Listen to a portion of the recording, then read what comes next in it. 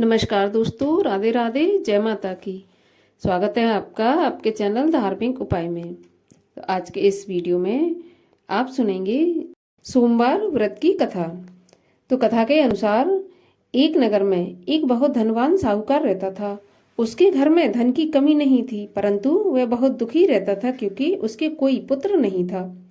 वह इसी चिंता में दिन रात दुखी रहता था।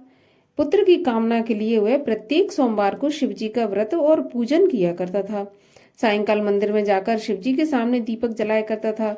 उसके इस भक्ति भाव को देखकर एक समय माता पार्वती ने शिवजी से कहा, महाराज, यह साहूकार आपका अनन्य भक्त है, सदैव आपका व्रत और पूजन बड़ी श्रद्धा से करता है। आपको इसकी मनोकामना अवश्य पूरी करनी चाहिए। शिवजी ने कहा, हे पार्वती, यह संसार कर्म क्षेत्र है। किसान खेत में जैसा बीज बोता है वैसी ही फसल काटता है। उसी तरह मनुष्य इस संसार में जैसा कर्म करते हैं वैसा ही फल भोगते हैं।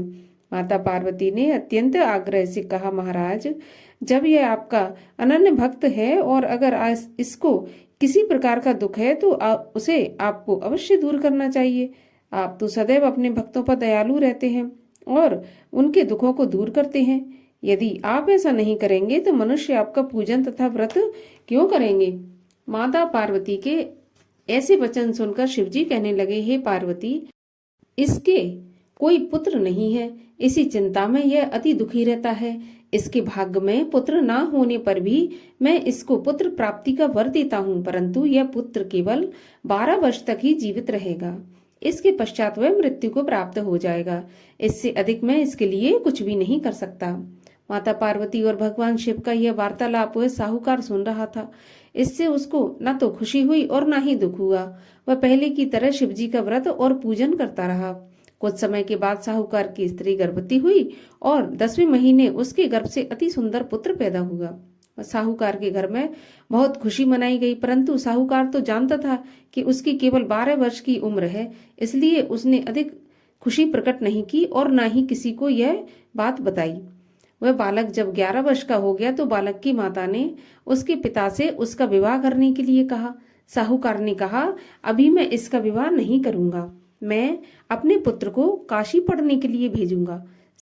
साहूकार ने बालक की मामा को बुलाकर उसको बहुत सा धन देकर कहा, तुम इस बालक को काशी पढ़ने के लिए ले जाओ और रास्ते में जिस जिस स्थान पर भी जाओ, यज्ञ करते, ब्राह्मणों को भोजन कराते तथा दक्षिणा देते हुए जाना।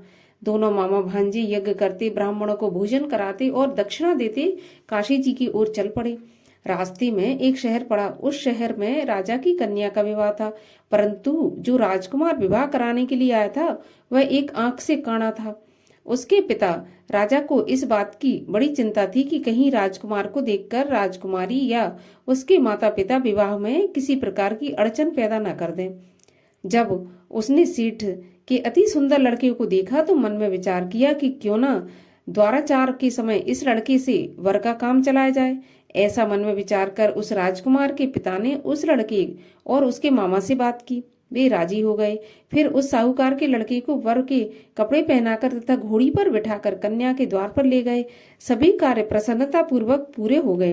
राजकुमार के पिता ने सोचा कि यदि विवाह भी इसी लड़के से करा लिया जाए तो क्या बुराई है। ऐसा विचार कर लड़के और उसके मामा ने कहा, यदि आप फेरों और कन्यादान के काम को भी पूरा करा दें तो आपकी बड़ी कृपा होगी। मैं इसके बदले आपको बहुत सारा धन दूंगा। दोनों ने इसे खुशी खुशी स्वीकार कर लिया। विवाह कार्य बहुत अच्छी तरह से संपन्न हो गया। सेठ का पुत्र जिस समय जाने लगा तो उसने राजकुमारी को चुनरी के पल्ले पर लिख दिया कि तुम्हारा विवाह मेरे साथ हुआ है, परंतु जिस राजकुमार के साथ तुम विदा होगी वह एक आंख से काना है और मैं काशी पढ़ने जा रहा हूँ। सेठ के लड़के के जाने के बाद राजकुमारी ने जब चुंदी पर ऐसा लिखा हुआ पाया तो उसने काने राजकुमार के साथ जाने से मना कर दिया। उसने अपने माता पिता को सारी बात बता दी और कहा कि यह मेरा पति नहीं है, मेरा विवाह इसके साथ नहीं हुआ। जिसके साथ मेरा विवाह हुआ है वह तो काशी पढ़ने चला गया। राजकुमारी के माता पिता ने अपनी कन्या को विदा नहीं किया और बारात वापस चली गई। उधर सेठ का लड़का और उसका मामा काशी पहुंच गए। वहां जाकर उन्होंने यज्ञ करना और लड़के ने पढ़ना शुरू कर दिया। जब लड़के की आयु 12 साल की हो गई उस दिन उन्होंने यज्ञ रच रखा था। लड़के ने अपने मामा से कहा, मामा जी आज मेरी तबीयत कुछ ठीक नहीं है। मामा ने कहा, अंदर जाकर सो जाओ। लड़का अंदर जाकर सो गया और थोड़ी देर में उसके प्राण निकल गए। जब उसकी मामा ने आकर देखा कि उसका भांजा मरा हुआ पड़ा है तो उसको बड़ा दुख हुआ। उसने सोचा कि अगर मैं अभी रोना पीटना मचा दूंगा तो यज्ञ का कार्य अधूरा रह जाएगा। अतः उसने जल्दी से यज्ञ का कार्य समाप्त करवाकर ब्राह्मणों के जाने के बाद रोना पीटना शुरू कर दिया। संयोगवश उसी समय शिव पार्वती उधर से जा रहे थे। जब उन्होंने जोर जोर से रोने की आवाज सुनी तो पार्वती जी कहने लगी, महाराज कोई दुखिया रो रहा है, इसके कष्ट को दूर कीजिए। जब शिव पार्वती वहां पहुंचे तो उन्होंने पाया कि वहां एक लड़का मृत पड़ा था। पार्वती जी कहने लगी, महाराज ये तो वही सेठ का लड़का है जो आपके वरदान से पैदा हुआ था। शिव जी ने कहा, पार्वती इसकी आयु इतनी ही थी, यह भोग चुका। तब पार्वती जी ने कहा, हे महाराज इस बालक को कुछ और आयु दे दो, नहीं तो इसके माता पिता तड़प तड़प कर मर जाएंगे। माता पार्वती के बार बार आग्रह करने पर शिवजी ने उसको जीवन का वरदान दे दिया। शिवजी की कृपा से वह लड़का जीवित हो गया। शिवजी और पार्वती कैलाश पर्वत को चले गए। शिक्षा पूरी होने पर वह लड़का और उसका मामा उसी प्रकार यज्ञ करते, ब्राह्मणों को भोजन कराते तथा दक्षिणा देते अपने घर की ओर चल पड़े। रास्ते में उसी शहर में आए जहां उस लड़के का वहां की राजकुमारी के साथ विवाह हुआ था। वहां आकर उन्होंने यज्ञ आरंभ कर दिया। उस लड़के के ससुर वहां के राजा ने उसको पहचान लिया और महल में ले जाकर उसकी बहुत आवभगत की। फिर बहुत से दास दासियों सहित आदर पूर्वक अपनी राजकुमारी और जवाई राजा को विदा कर दिया। जब वे अपने शहर के निकट आए तो मामा ने कहा कि मैं पहले तुम्हारे घर जाकर तुम्हारे माता पिता को खबर करके आता हूँ। जब उस लड़के का मामा घर पहुंचा तो उसने देखा कि लड़के के माता पिता घर की छत पर बैठे थे। उन्होंने यह प्रण कर रखा था कि यदि हमारा पुत्र सकुशल लौट आया तो हम राजी खुशी नीचे आ जाएंगे, नहीं तो छत से गिरकर अपने प्राण दे देंगे। उस लड़के के मामा ने आकर जब यह समाचार दिया कि आपका पुत्र आ गया, तब उनको विश्वास नहीं हुआ। तब मामा ने शपथ पूर्वक कहा कि आपका पुत्र अपनी पत्नी तथा बहुत सारा धन लेकर आया है। तो सेठ प्रसन्नता से भर उठा। सेठ सेठानी आनंद पूर्वक नीचे आए।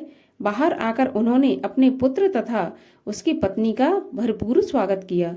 सभी प्रसन्नता के साथ रहने लगे।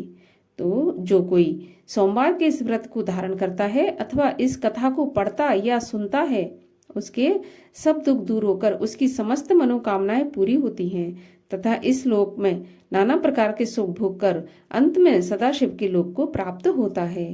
बोलो भगवान शिव शंकर की जय।